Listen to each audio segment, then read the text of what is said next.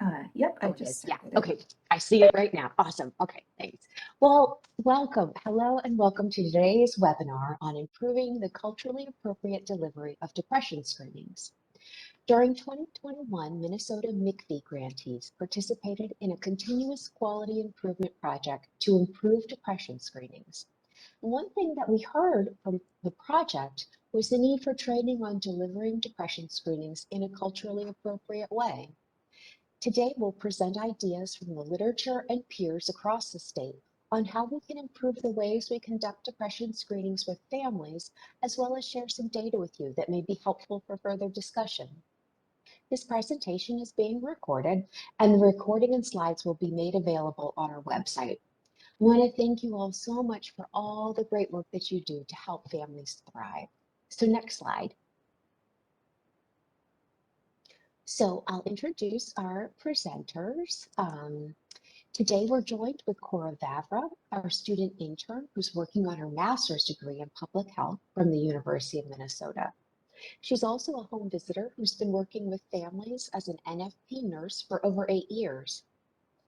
Katie Splett is a public health nurse with Olmsted County. Katie has been a home visitor for 3 years and she works with the MIECHV program.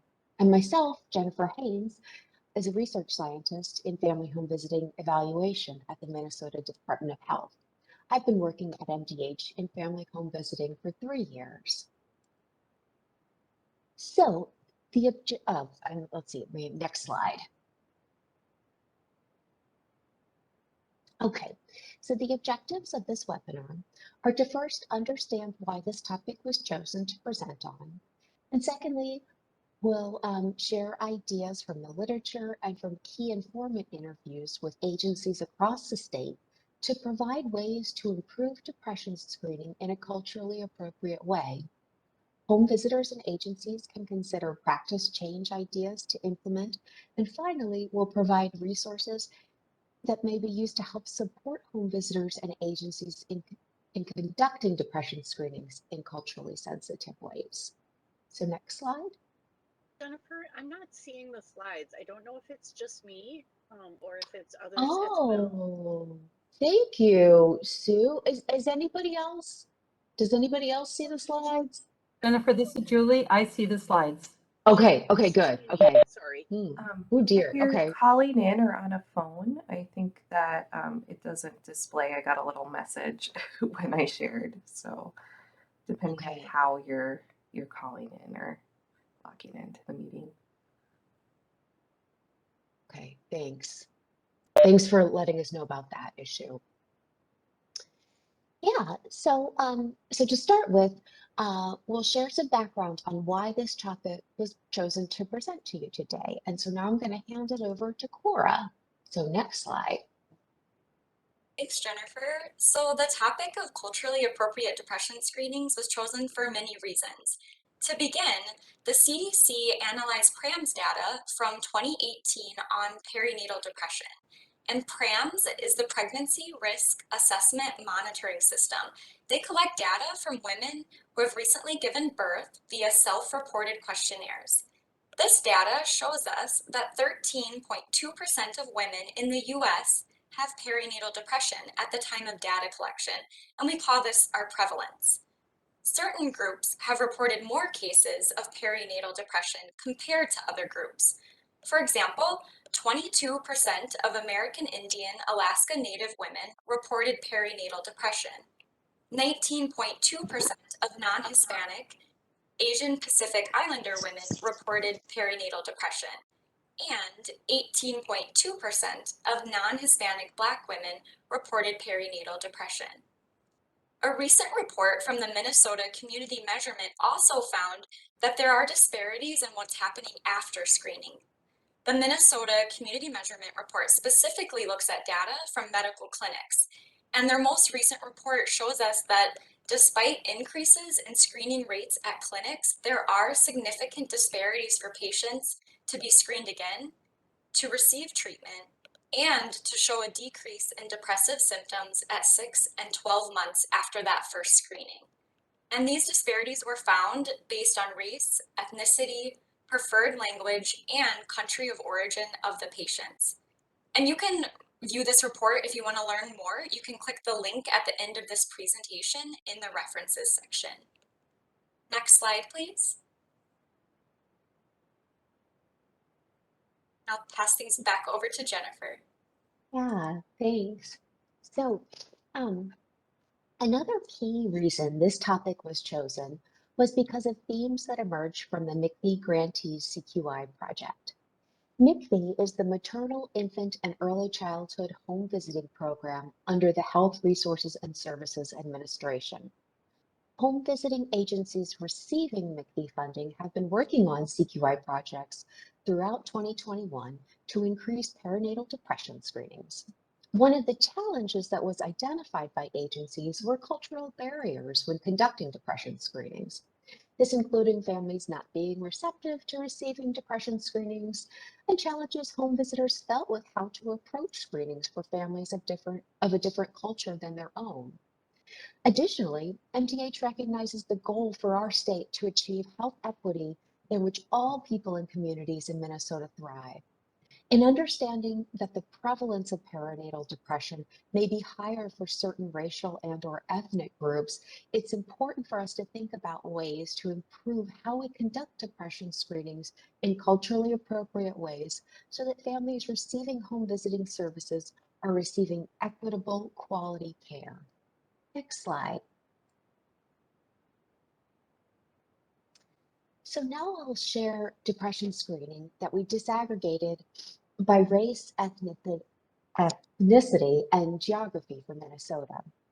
The data I'm sharing is what Yasmin Yassin from the evaluation team calculated for clients in Minnesota that were funded by MIECHV and enrolled in home visiting during the federal fiscal year of 2021. That's October 1st, 2020 through September 30th, 2021. The depression screening measures look at the percentage of primary caregivers enrolled in home visiting who are screened for depression using a validated tool. This evaluation measure looks only at postnatal depression screenings. If the caregiver was enrolled prenatally, then depression screening must have occurred between delivery and 3 months after delivery. For all other caregivers, the depression screen must have occurred within the first 3 months of enrollment. Next slide. So we report statewide depression.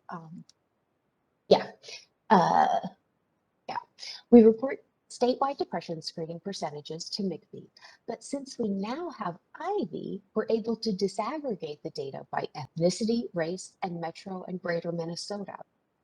During this year's CQI project, we heard that some grantees identified cultural and linguistic differences between home visitors and families they serve as barrier to conducting depression screenings.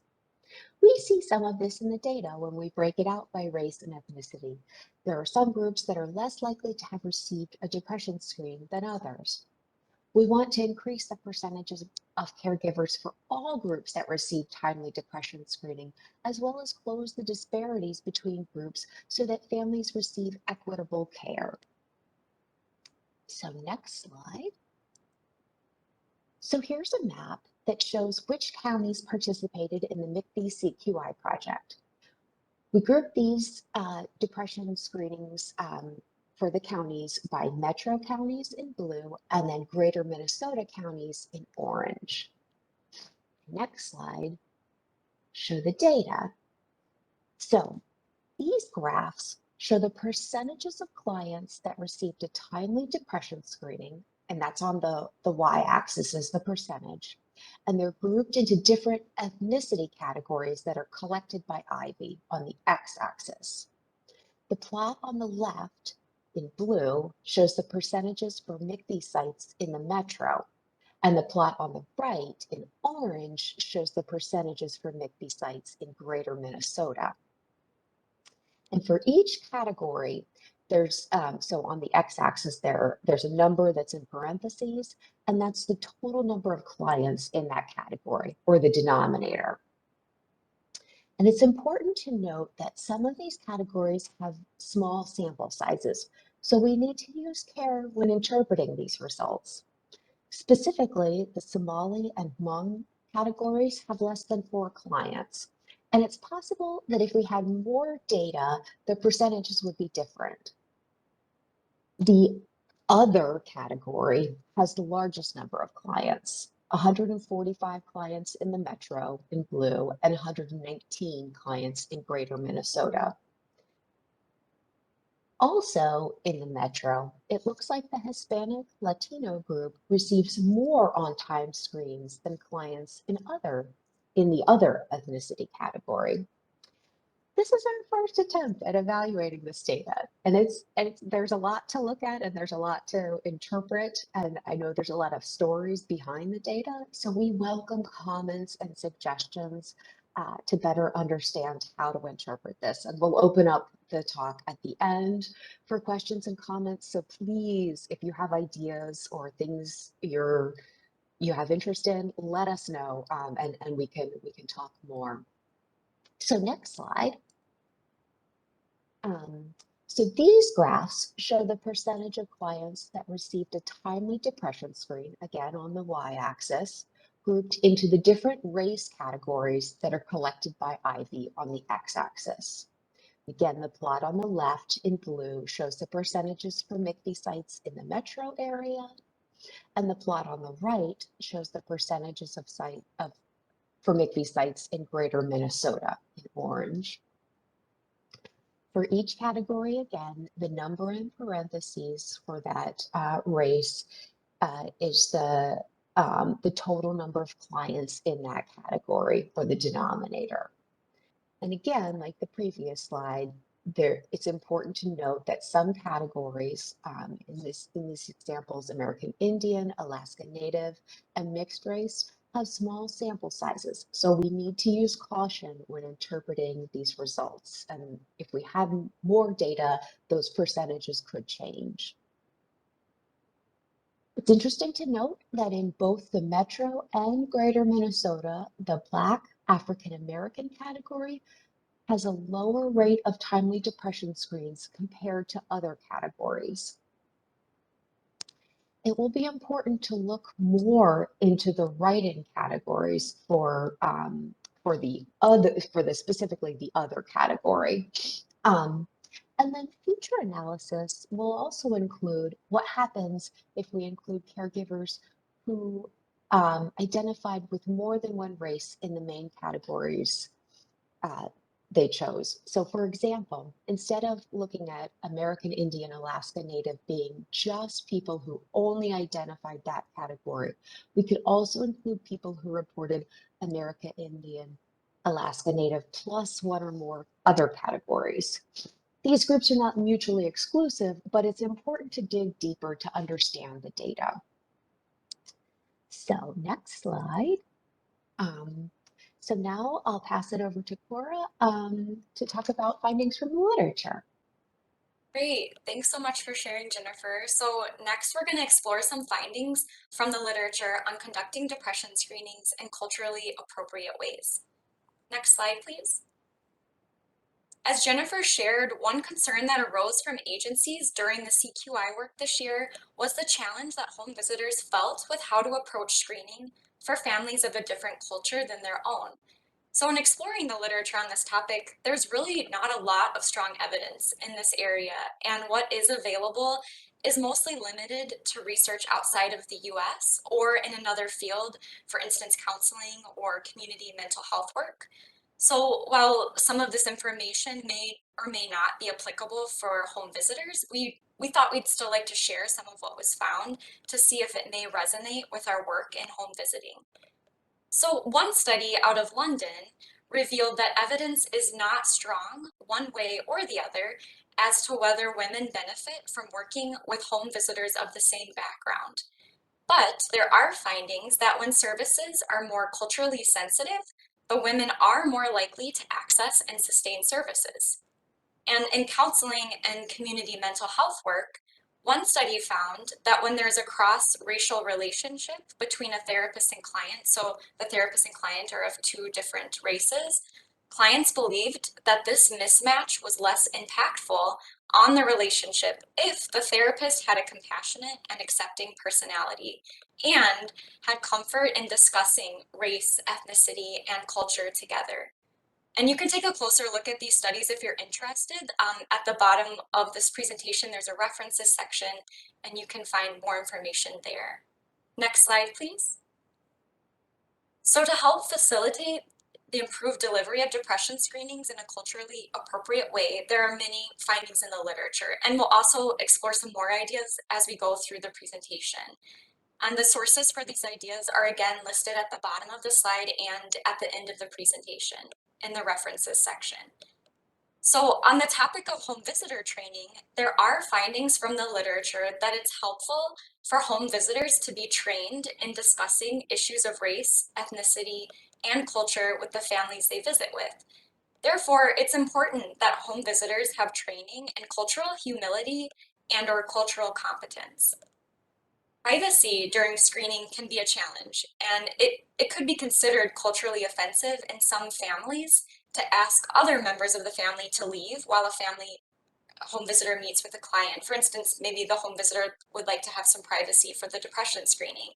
So one idea in the literature to help assure privacy in the example of a female client with a male partner is saying that you'll be discussing female matters. And again, we'll go through some other ideas as we continue in the presentation. Another idea shared from the literature was how home visitors can normalize screenings. For instance, a home visitor can share how every client receives the same screening, and also the home visitor can talk with the client about perinatal mental health at prior visits before conducting a screening. Next slide, please. Additionally, there are also linguistic considerations for conducting depression screenings that were found in the literature. And again, sources are at the bottom of the slide and the end of the presentation. The use of an interpreter services really requires careful thought and planning. For instance, the literature findings shared how language lines may use interpreters that use a different dialect than the client, and this can cause a lot of issues with translating those screening questions. Also, terms like depression screening and mental health may be offensive. Other types of phrasing that may be more appropriate could be, we'd like to see how you're feeling. Next slide, please. So in the next section, we're going to share some themes that were found from home visiting agencies throughout Minnesota on cultural considerations when delivering depression screenings. Next slide, please. We'd like to thank the following agencies for taking the time to meet. So thank you to Anoka County, Dakota County, Mower County, Olmsted County, Otter Tail County, and Supporting Hands Nurse Family Partnership, which includes 21 counties in West Central and Southwest Minnesota.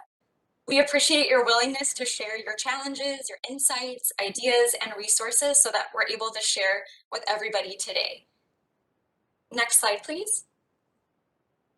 So common challenges that were identified by these agencies are listed here on the slide, and we'll go through them. So the most common challenge found was that in many cultures and languages, there's no word for depression. So that makes discussing the topic and presenting a screening more challenging. Additionally, many agencies shared how depression can be considered shameful in some cultures. Some agencies shared how there are systemic barriers because not all screening tools are linguistically validated for all languages of the clients that the agencies visit with, nor are the screening tools validated to be adapted in all cultures. So this means that even if the tool is translated, it may not be culturally appropriate for the person filling it out, and it may not have been shown to be accurate yet.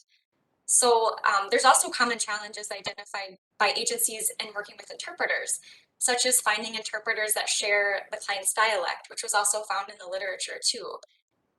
Additionally, many agencies shared stories on how there can be bias in how an interpreter interprets a screening tool, depending on the beliefs of the interpreter about mental health and depression. Next slide, please. So to work through these challenges, agencies shared common strategies that home visitors could use when conducting a screening. Since not all cultures have a word for depression, many home visitors will instead describe depression or maybe use other terms. When introducing a screening tool, agencies shared examples on how they start the conversation. And some of these examples are, how are you feeling? Or I want to check in. Or what have your emotions been like? Also, multiple agencies shared that when introducing a screening, it's very important to ask permission first before jumping in. Next slide, please. Normalizing screening is another strategy that both the literature and agencies shared. So saying we go through these questions with everyone helps to show a client that this is a norm that's discussed at visits.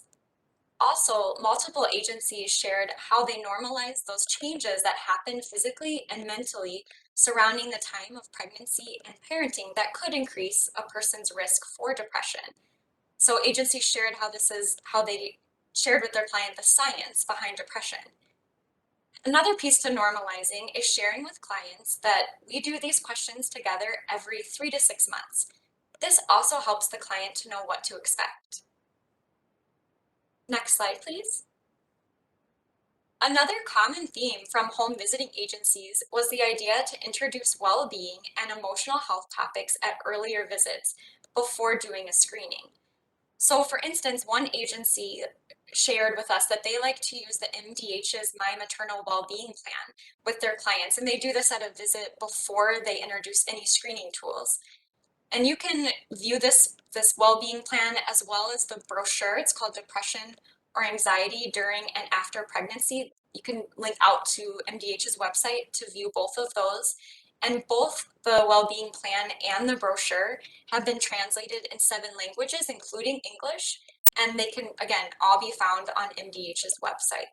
And you can see there is an example of the first page of the maternal well-being plan on the slide here. Next slide, please. So home visitors are creative with the way that they use depression screening tools to adapt to each family's needs. For instance, some home visitors read questions aloud, and in other cases, the client may fill out the form on paper. And all of this is within the context of asking the client what preferences the client has. And for that challenge we talked about of maintaining privacy, some home visitors will ask the client if now is an okay time to complete a screening form. And if privacy cannot be maintained, some home visitors might call the client later, maybe after the visit, and they could go through those questions at a time that the client has identified as a more private time to talk. For virtual visiting, strategies include using screen sharing options. This can be a great way to maintain privacy if someone else can hear the visit but's not actively in the video visit.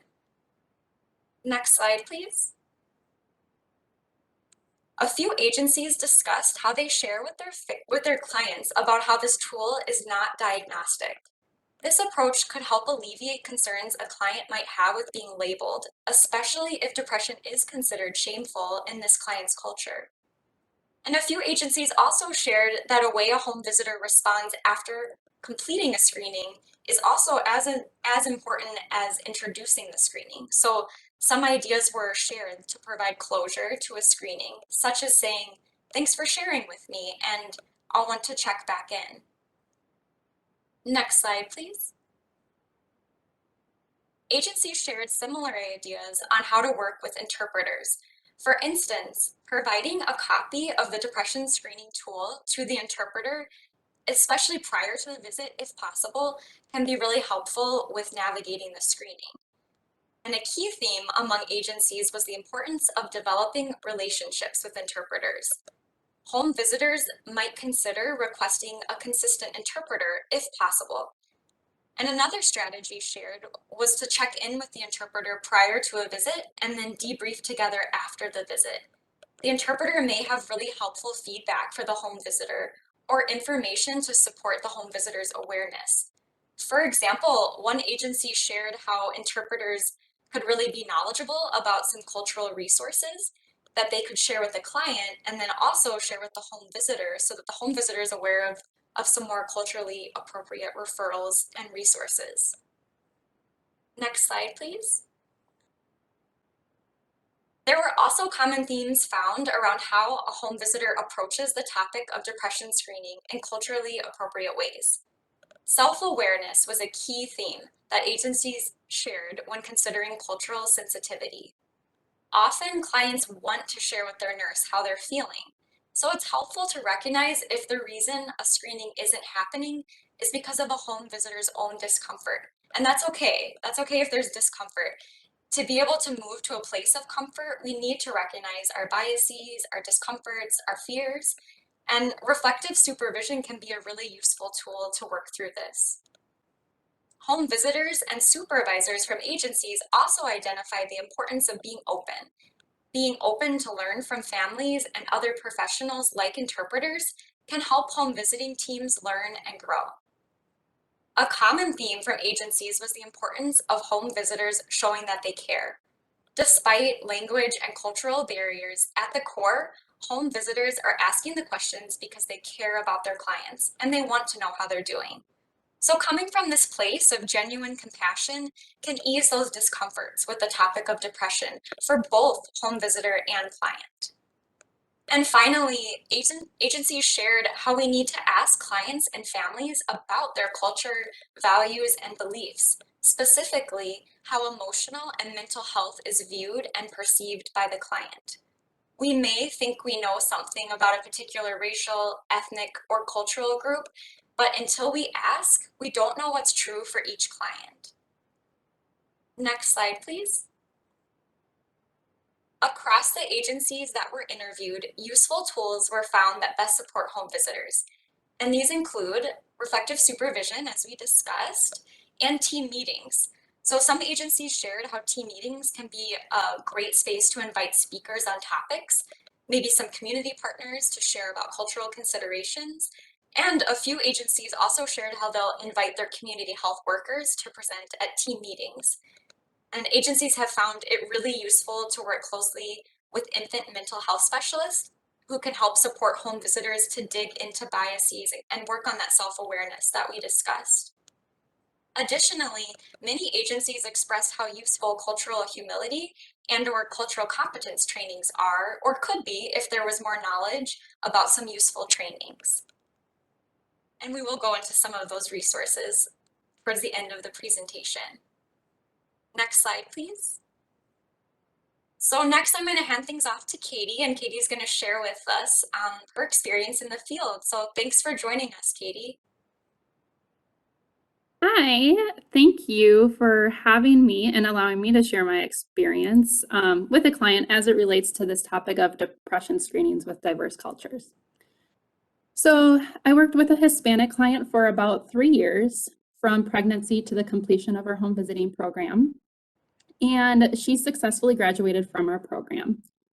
During that time, I would say we had a really good relationship, very open and honest, consistent with visiting regularly.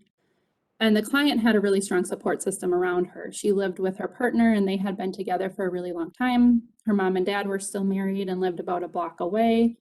She was close with all of her siblings and cousins who also all lived in the same town. When I approached the depression screening with her, I utilized many of the strategies presented today. We discussed some of the science behind depression and what depression was. We kind of tried to define it together in our own terms. At other visits, I discussed some of the statistics and the science and normalized that it's really common for mothers to experience postpartum baby blues, depression, and anxiety, and how that would present on a day-to-day basis. And then when it came time to introducing the actual depression screening, I introduced it as a tool I would use to check in with the client just to see how she was feeling at different times throughout her pregnancy and postpartum experience. What became really eye-opening for me, and what I would say a turning point in our relationship, was when the client was about 12 months postpartum. We had this really great visit where the client was deeply reflective. And I get that doesn't happen with all of our clients, but her daughter had just turned 1, and that was a bittersweet time for her as she was watching her daughter grow up and have this milestone birthday. And it kind of caused her to look back on the past year.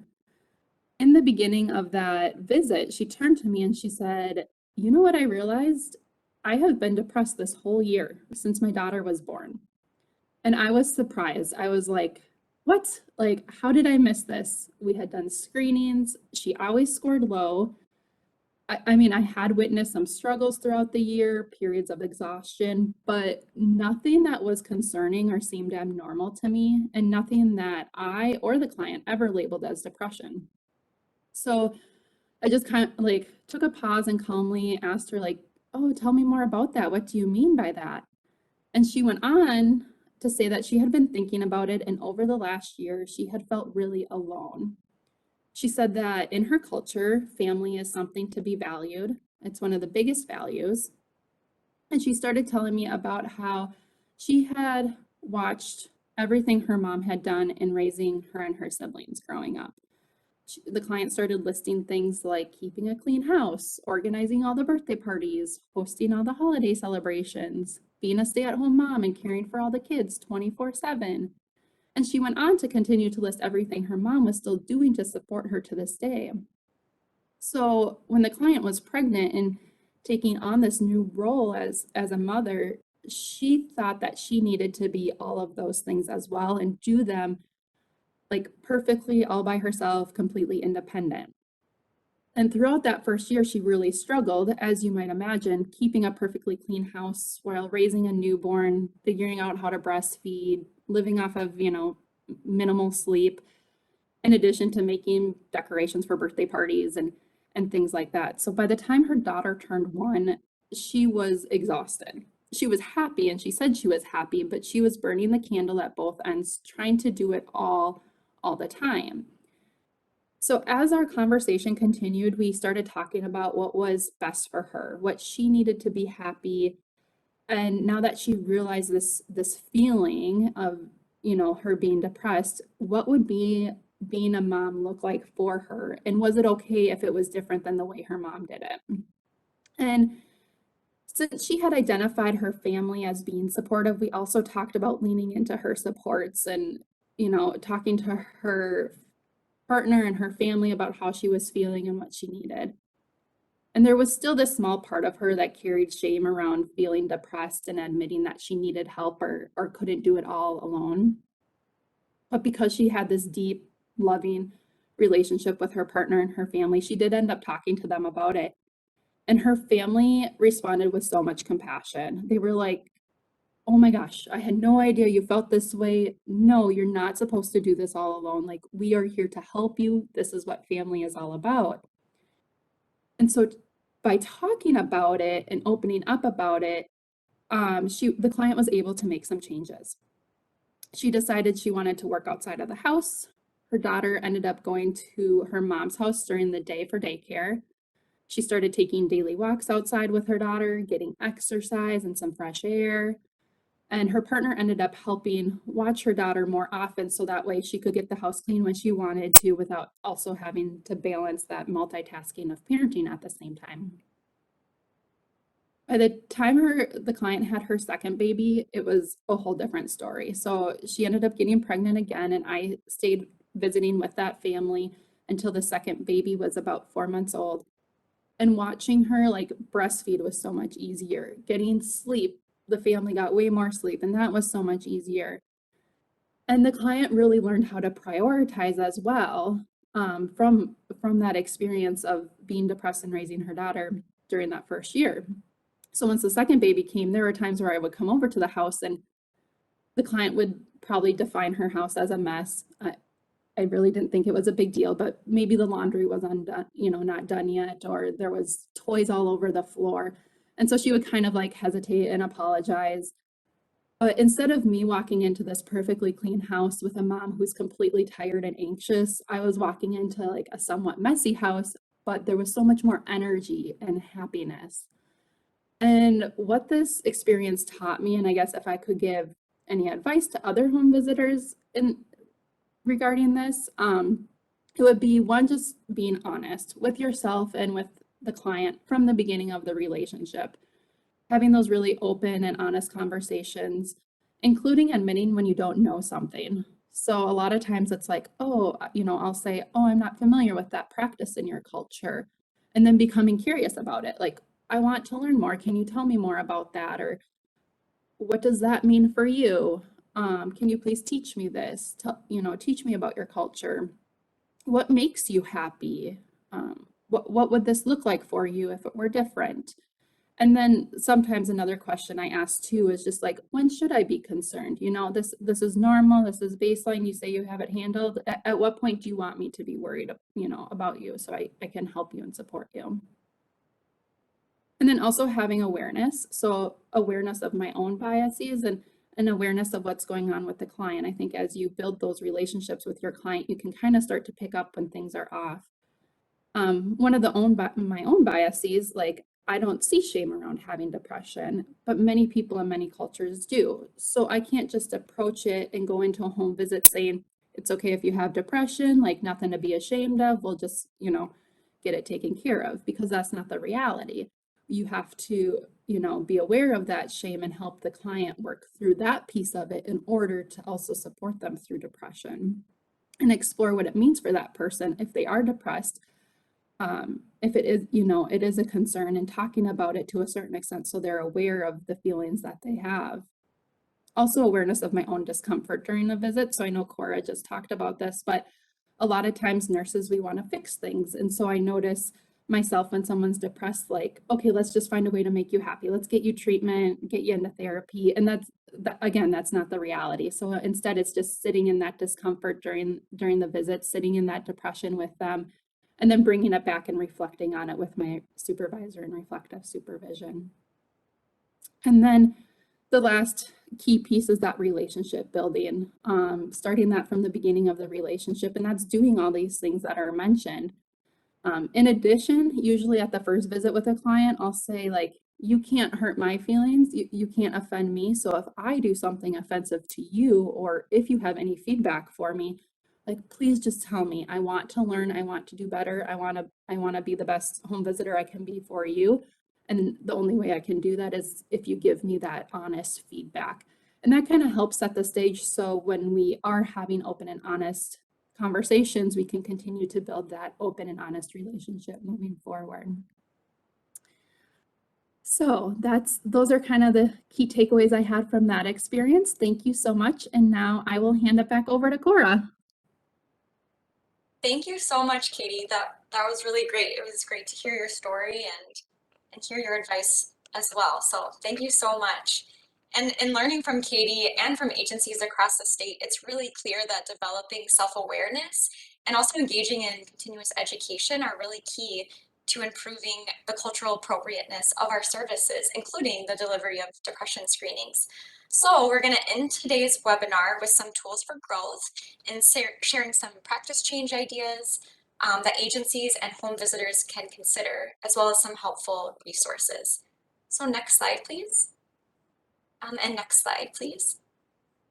Great. So as Jennifer shared, MDH has been working with home visiting agencies throughout 2021 on CQI processes to improve screening for maternal depression.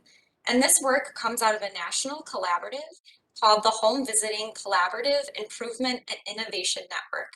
And that's called HV Coin for short, and that's through HRSA. HV Coin uses CQI methods to test changes and share best practices so that we can improve outcomes for families. One area of improvement defined by HV Coin is advancing and sustaining health equity. So we wanted to share with you today some work out of an HV Coin project from Baltimore for Healthy Babies, and maybe consider some insights from this project for our work in Minnesota. So Baltimore for Healthy Babies created strategic priority areas to ensure health equity. One priority area is transforming home visiting systems and services. So when we think about improving depression screening, agencies in Minnesota could consider action steps from Baltimore for Healthy Babies. One being actively obtaining home visitor and family feedback. For depression screenings, this might look like asking families, how did it feel for you when we went through this screening together? Or what improvements could I make so that screening feels most comfortable for you? This approach might support a home visitor in changing how they present and deliver the screening based on family feedback. And agencies could provide resources and support for the home visiting workforce, such as more cultural humility trainings based on feedback from this project that home visitors would like some more training in that area. And you can read a lot more about the work that Baltimore for Healthy Babies is doing. You can link out to that in the references section. Next slide, please. Another practice change idea comes out of agencies sharing how they'd like to know more resources that could support home visitors.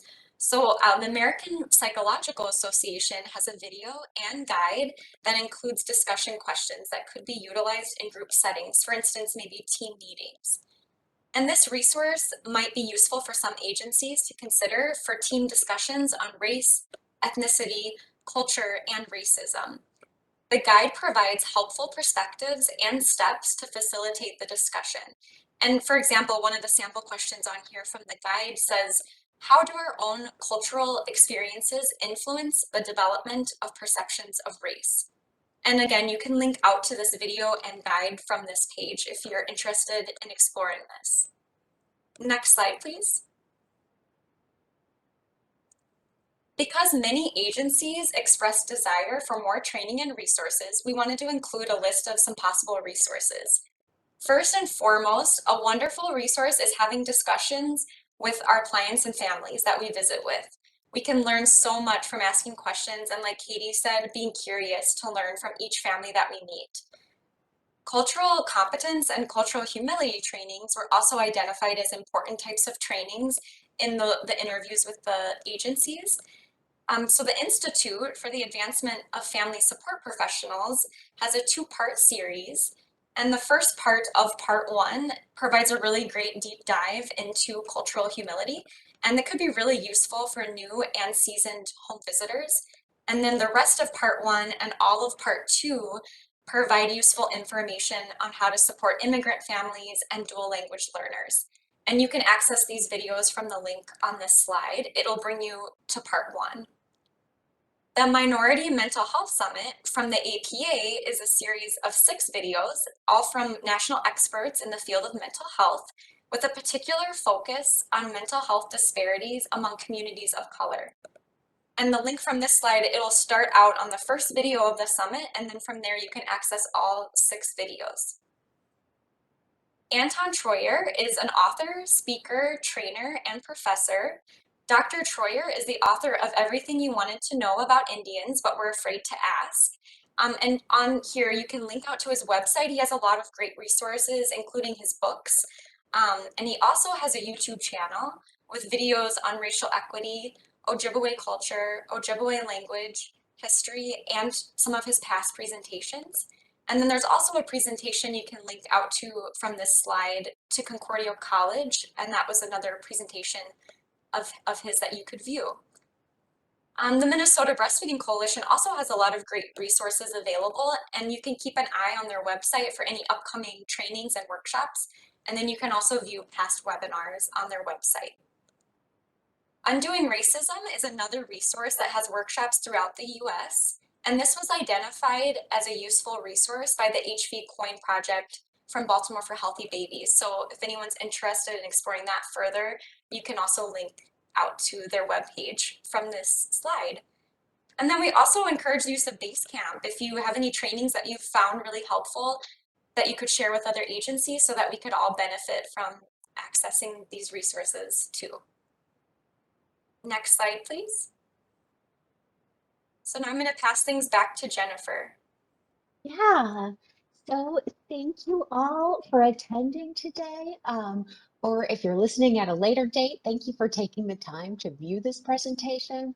We want to thank again Mower County, Dakota County, Anoka County, Olmsted County, Ottertail County, and Supporting Hands Nurse Family Partnership for sharing your challenges, ideas, insights, and resources so that other agencies across the state can learn from you today. And thank you so much to Katie from Olmsted County for presenting, and Cora as well. There's a survey for this webinar, and when you fill it out, you'll have the opportunity to receive contact hours for attending. And we'll be sending out information about that following the presentation. So keep an eye out for that. Yeah, so that's all I have right now. I think the next slides, we just have our contact information, and then the following slides are just links to resources. So I just want to open it up now. If anybody has questions, we're happy to take them right now. You can unmute yourself if you like, raise your hand, or put something in the chat. And then also we've got our contact information here. So if you want to reach out later with questions, please feel free. We want to hear what you all think about this, our presentation today. So thanks so much for joining us, and I'll open it up to questions.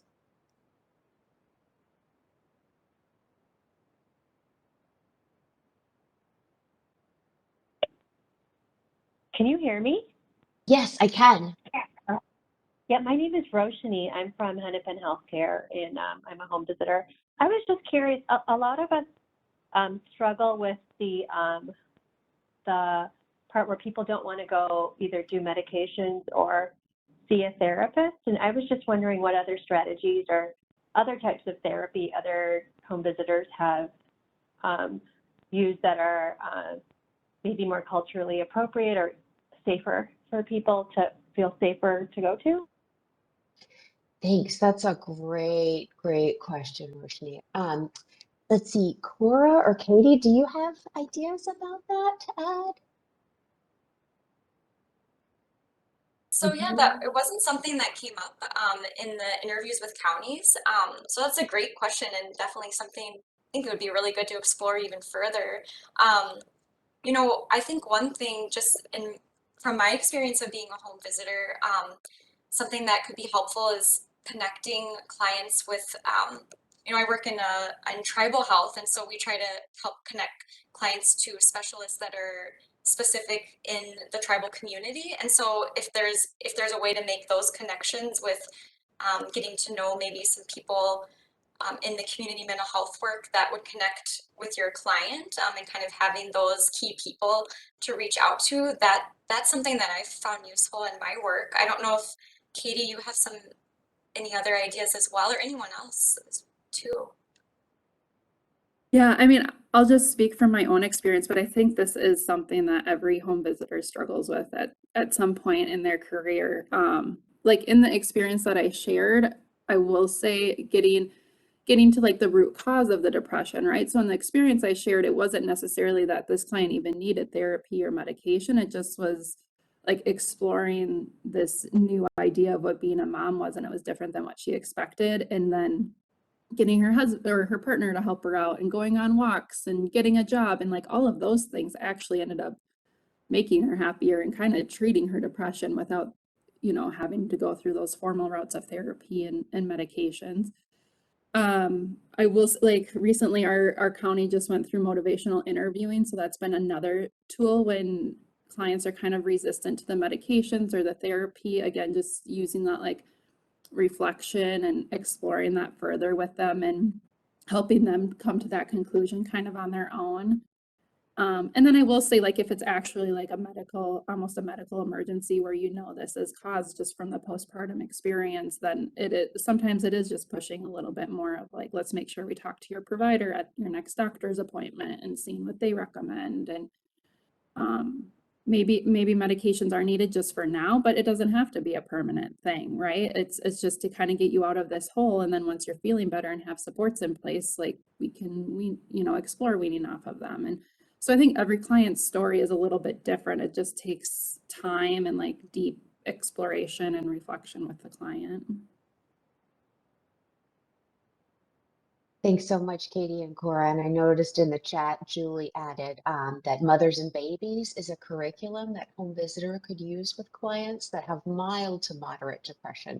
Although she says, I don't think there are any translated versions of this yet.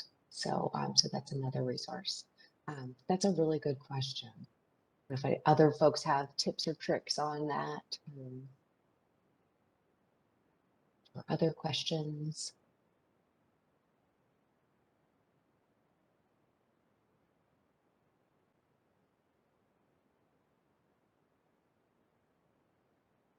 Jennifer, this is Julie. There were some other notes there, and I'm not sure what there's a link to to a source. I'm not sure what that source. Oh yeah, I see that. Samal Okay, so this is Mohammed Kader. Mohammed sent this link.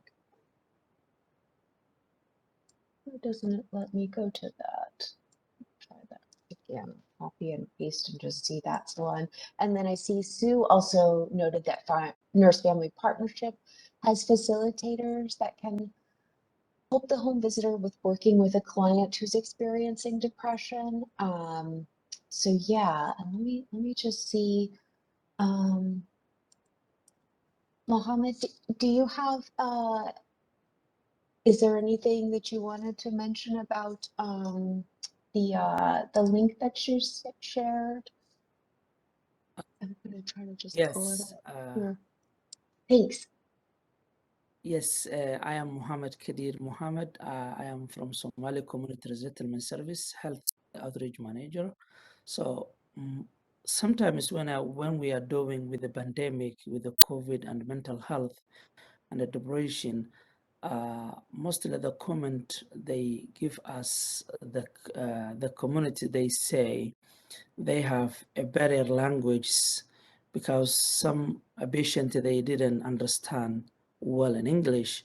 So sometimes they say, can we get any nurse that is speaking our local language? And then we assigned that time with the we need to fix it out the barrier communication regarding with sometimes some translators they did not translate the English because as a nurse they have abbreviations, so that abbreviation is they did not translate well, so the people they sometimes they confusing uh, the translation.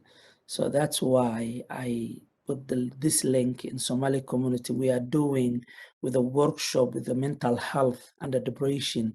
And then we have located in Faripol. We have office in Faripol. We have office in Rochester and here in Minneapolis. So what we're doing, we need to train to the staffs or the community. They will make interconnect and then they make for understanding each other, because that's why. So the coming 30th, we are offering the mental health workshop through our office in Faripol. So that's what I need to make this one. Thank you. Mohammed Kadir, thank you so much for sharing. That's really fantastic. So that's a link in the chat there, and we can send that out too afterwards, so folks may get that if you can't see the chat or missed it. But thank you so much. That's really helpful. Yeah, let's see. So are any other questions? I'm looking to. Okay, yeah. Bonnie put a link for mothers and babies. Okay, yeah, the Somali Community Resettlement Services is the link that Mohammed Kadir shared. And yeah, let's see. Okay, yeah, Sue says it offers that SOMALCRS.org offers ideas for advancing the social well-being of immigrants and refugees. So thank you so much. That's great. Were there any other questions or comments or resources to share? This is a really good time to just share ideas and things. Really, I like it to this this train, this giving sources, because the community they need to know where is located the resources. So if we doing like day by monthly or by weekly, by 2 weekly, maybe this one it's very helpful, and really I appreciate because I get a lot of information regarding over here. Good. Well, I'm glad you found it helpful, and thank you for sharing that link as well. That's really great. Yeah, we were really lucky this year to have Cora to help us put all of this together. As you know, with our project, you know, we've been pulled in, everybody's been pulled in all directions. So we were so lucky to have a student intern to help us put this stuff together. But I think this has been really good, and just getting the feedback from folks. So I'm glad you found it useful. Yeah. Any other questions or comments? Things to share?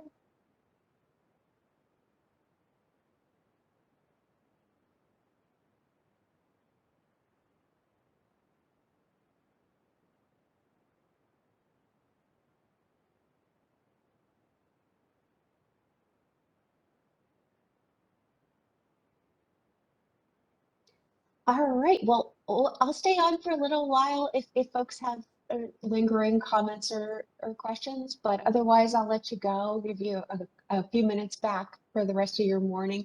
Thank you all so much for attending. It was great, great to see so many folks join us today. And please reach out if you have questions. So thanks a lot. Have a good rest of your day.